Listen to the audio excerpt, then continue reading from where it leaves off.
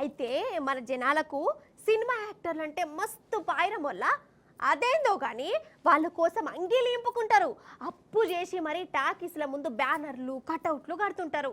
రాత్రంతా నిద్రపోకుండా పొద్దుగాలనే లేచి టాకీస్ కురికి ఫస్ట్ రోజే సినిమా చూస్తారు. హీరో డాన్స్ చేస్తే కాయిదాలు ఇసిరేస్తారు, ఫైట్లు చేస్తే సీటులు బజాయిస్తారు. మా హీరో గొప్ప అంటే మా హీరో గొప్ప అనుకుంటా చిన్నపాటి లడాయిలు కూడా పెట్టుకుంటారు. ఇది పర్సన్ని కాదు, పెద్ద రామారావు కాలం కాడికెళ్ళి నడుస్తున్న కథనే అన్నట్టు. చిన్న రామారావుకు కూడా మస్తు మంది ఫ్యాన్స్ ఉన్నారు కదా.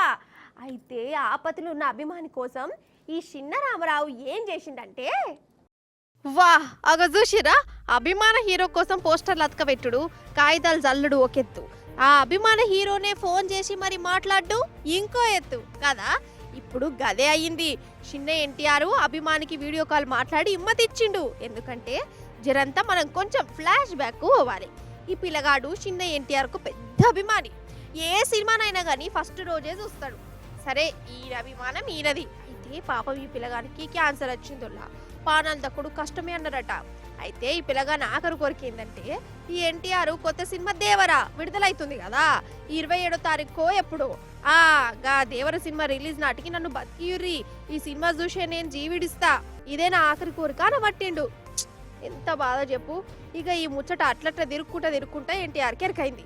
ఈ అభిమానికి వీడియో కాల్ కొట్టిండు, మాట్లాడిండు, ధైర్యం కూడా చెప్పిండు. ధైర్యం చెప్పుడే కాదు, నీ దావకాన ఖర్చంతా నేను చూసుకుంటా తీ అని హిమ్మత్ కూడా ఇచ్చిండు. అసలు ఆ పిల్లగాని కళ్ళల్లో ఆనందం చూడాలిగా, జన్మ ధన్యం అయిందన్నట్టే చేసిండు పోర్రి. Hello sir, hi sir. Thank you so much అన్న. నేను చూస్తానని చెప్పి అసలు అనుకోలేదన్నా.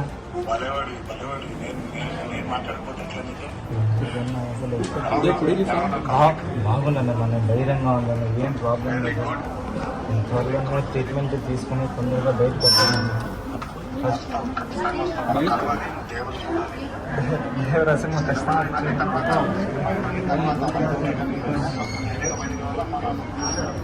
ఖచ్చితంగా వస్తాను.